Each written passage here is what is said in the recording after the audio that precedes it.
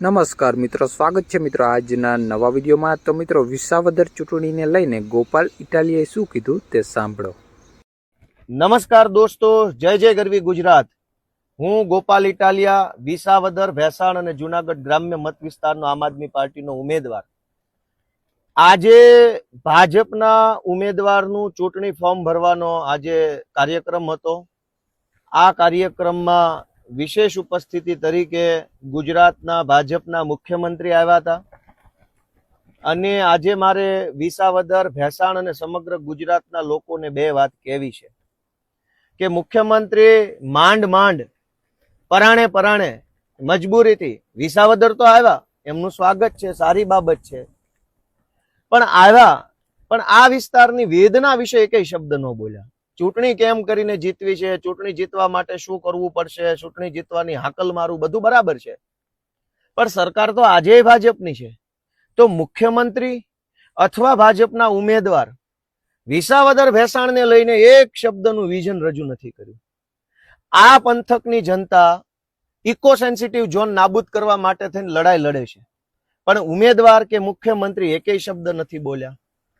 આ પંથકની જનતાને ગઈ સાલ અતિવૃષ્ટિ થઈ, આ વર્ષે પણ માવઠું થયું, એ ગઈ સાલનું માવઠું આ સાલના માવઠાનું કોઈ વળતર મળ્યું નથી। એ બાબતે ભાજપના મુખ્યમંત્રી કે ભાજપના ઉમેદવાર વિસાવદરની સભામાં એક શબ્દ બોલ્યા નથી। આ પંથકની અંદર ગઈ સાલ ટેકાના ભાવના ખરીદી કેન્દ્રોની અંદર ભયંકર લૂંટફાટ થઈ, રજીસ્ટ્રેશન દીઠ ખેડૂતો પાસેથી પૈસા પડાવવામાં આવ્યા અને આ પૈસા પડાવ્યા એ બાબતે ભાજપના ઉમેદવાર કે મુખ્યમંત્રી એકેય શબ્દ આજે વિસાવદરની સભામાં નથી બોલ્યા। આ પંથકની અંદર નવી જમીન માપણીના કારણે અનેક ખેડૂતો પરેશાન છે, પણ ભાજપના ઉમેદવાર કે મુખ્યમંત્રી આજે એક શબ્દ નથી બોલ્યા આ બાબત ઉપર।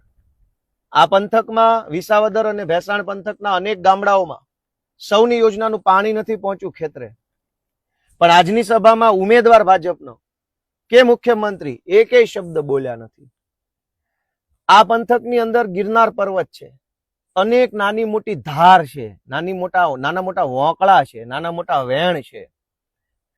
આ વોંકળા, આ વેણ, આ ધારની ઉપર જો ડેમ બનાવવામાં આવે તો આ વિસ્તારની અંદર ખેડૂતો સોનું પકવી શકે એટલી તાકાત છે, પણ ભાજપના ઉમેદવાર કે ભાજપના મુખ્યમંત્રી એકેય શબ્દ નથી બોલ્યા કે આ ડેમ, ચેક ડેમ નાના ક્યારે બનશે જેથી કરીને ખેડૂતના ખેતરે પાણી આવે। દોસ્તો, આ પંથકની અંદર ગરીબ પબ્લિક, આમ જનતા જે છે એ સરકાર પાસેથી 100 વારીઓ પ્લોટ માંગે છે કે ભાઈ જો ગરીબ માણસ જેની પાસે ઘરનું ઘર નથી અને જો 100 વારીઓ પ્લોટ મળશે તો એ પોતાના ઘરે શાંતિથી રહેશે, પણ ભાજપના ઉમેદવાર કે ભાજપના મુખ્યમંત્રીએ 100 વારીયા પ્લોટ બાબતે કોઈ આજે નિવેદન નથી આપ્યું। બસ ચૂંટણી જીતવી છે, કાર્યકર્તાઓ તૈયાર થઈ જાઓ, બદલો લેવાનો છે, આમ કરવાનું છે, ફિલોસોફી। આ પંથકની અંદર અનેક ગરીબ પરિવારો છે જેની પાસે બીપીએલ નું કાર્ડ નથી, અથવા તો બીપીએલ નું કાર્ડ છે તો 0 થી 16 નંબરનો સ્કોર નથી, તો નવો બીપીએલ નો સર્વે ક્યારે થશે, ગરીબ માણસને બીપીએલ નું કાર્ડ ક્યારે મળશે, એ બાબત અંગે ભાજપના મુખ્યમંત્રી કે ભાજપના ઉમેદવારે આજની વિસાવદરની સભામાં એકેય શબ્દ બોલ્યા નથી। આ પંથકના ખેડૂતો છે એ પૂરતો ભાવ માંગે છે, તલનો ભાવ નથી આવતો, ડુંગળી પાકે તો ડુંગળીનો ભાવ ન આવે, મગફળીનો ભાવ નથી આવતો। ફાંકા ફોજદારી એવી થઈ હતી ભાજપ વાળા દ્વારા કે ખેડૂતોની આવક ડબલ કરવામાં આવશે। હકીકત એ છે કે ખેડૂતોના ખર્ચા ડબલ થઈ ગયા છે, બિયારણના, દવાના, ખાતરના, મજૂરીના, પણ આજે ખેડૂતોની આવક ડબલ કરવાની વાત તો ઘરે રહી, ખેડૂતની જણસનો પૂરો ભાવ ક્યારે મળશે એ બાબત ઉપર ભાજપના ઉમેદવારે કે ભાજપના મુખ્યમંત્રી એક શબ્દ નથી બોલ્યા। બસ ચૂંટણી જીતવી છે, હાકલ મારું છું, હવે આપણે જીતવું છે, આમ કરવું છે। આ પંથકની અંદર રત્ન કલાકારો ખૂબ મોટી સંખ્યામાં છે। આ રત્ન કલાકાર ભાઈઓ આજે મંદીનો સામનો કરી રહ્યા છે, પરિવારના 4 છેડા ભેગા કરવા મુશ્કેલ પડે છે, બાળકોને ભણાવવા મુશ્કેલ પડે છે, અને આ સાથે મુશ્કેલી એટલી બધી વેઠવી પડે છે। આમ છતાંય રત્ન કલાકારોના પરિવારના કલ્યાણ માટે, રત્ન કલાકારોના જે બીમાર, વૃદ્ધ, અશક્ત માવતર હોય એના માટે ભાજપની સરકાર શું કરશે એ બાબત વિશે ભાજપના ઉમેદવાર કે મુખ્યમંત્રી એકેય શબ્દ નથી બોલ્યા। આ પંથકની અંદર ભાજપના કેટલાક નેતાઓએ ભ્રષ્ટાચારમાં દાટ વાળ્યો છે, દાટ.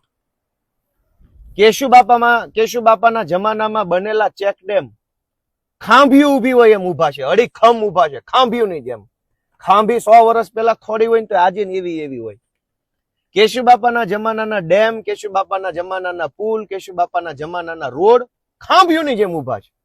અને આ ભાજપના રાજમાં બનેલા રોડ 2 મહિના નથી હાલતા. આટલી હદે ભ્રષ્ટાચાર ભાજપના માણસોએ જુનાગઢ જિલ્લામાં કર્યો છે. એ બાબત ઉપર ભાજપના ઉમેદવાર કે ભાજપના મુખ્યમંત્રી આજે એક શબ્દ નથી બોલ્યા. આ જુનાગઢ જિલ્લાની સાવજ ડેરીમાં, જુનાગઢ જિલ્લા સહકારી બેંકમાં, જુનાગઢ જિલ્લા ખરીદ વેચાણ સંઘમાં, કૃષિ ઉત્પન્ન બજાર સમિતિમાં લાખો કરોડો રૂપિયા લઈને મળતિયાના માણસોની ભરતી કરવામાં આવી છે અને કરોડો રૂપિયાનું કટકી કરી લેવામાં આવી છે. એ બાબત ઉપર ભાજપના મુખ્યમંત્રી કે ભાજપના ઉમેદવાર આજની સભામાં એક શબ્દ નથી બોલ્યા. આ પંથકની અંદર અનેક એવા ગરીબ વ્યક્તિઓ રહે છે જેને નાના નાના સરકારી કામ માટે થઈ મામલતદાર ઓફિસ, તાલુકા પંચાયત, તલાટી મંત્રી, આરએફઓ, વીજળી વિભાગની સામે હાથ જોડવા પડે છે, પગે લાગવું પડે છે, ધક્કા ખાવા પડે છે, પૈસા આપતા કામ નથી થતું. એટલી હદનો ભ્રષ્ટાચાર સરકારી કચેરીઓમાં છે. તો ભાજપના મુખ્યમંત્રી આજે વિસાવદરમાં આવી અને આ ધક્કા ખાવા પડે છે, નાની પબ્લિકને હેરાન થવું પડે છે, એ બાબત ઉપર એક શબ્દ આજે નથી બોલ્યા. અને ભાજપના ઉમેદવારે એક શબ્દ નથી બોલ્યા. બસ જીતવું છે ગમે તેમ કરીને. પણ જીતીને શું કરશો? ઇકોઝોન હટાવવાના નથી, અતિવૃષ્ટિનું વળતર આપવાના નથી, રત્ન કલાકારોને સહાય આપવાના નથી, માલધારીઓને માલઢોરના રાખ રખાવ માટે સહાય આપવાના નથી, ખેડૂતોને ખેત પેદાશના પૂરા ભાવ આપવાના નથી. તો પછી ભાજપના ઉમેદવારને ભાજપના મુખ્યમંત્રી આ ચૂંટણી જીતીને કરશે શું? શા માટે જીતવી છે? હમણાં તમે ચૂંટણી જીતીને ખેડૂતોને, માલધારીઓને, વેપારીઓને, કર્મચારીઓને કંઈક ઉપયોગી બનવાના હોવ તો અલગ મુદ્દો છે. દોસ્તો, કહેતાય શરમ લાગે કે મુખ્યમંત્રી વિસાવદર સુધી આવ્યા પણ વિસાવદરના વિકાસની એક પણ વાત એના મોઢામાંથી બહાર ન આવી.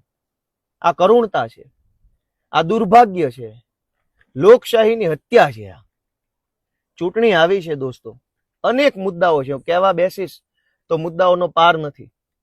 આ પંથકની ગરીબ જનતા, આમ જનતા જે મહેનત મજૂરી કરીને પોતાનું જીવન ગુજારે છે, પરિવારમાં કોઈ માણસ બીમાર પડે ભેસાણ કે વિસાવદરમાં, તો ભેસાણ વિસાવદરની સરકારી હોસ્પિટલમાં સીટી સ્કેનનું મશીન નથી, એક્સરે કરવાનું મશીન નથી, કે લોહી પેશાબનો રિપોર્ટ મફત થાય એમ નથી.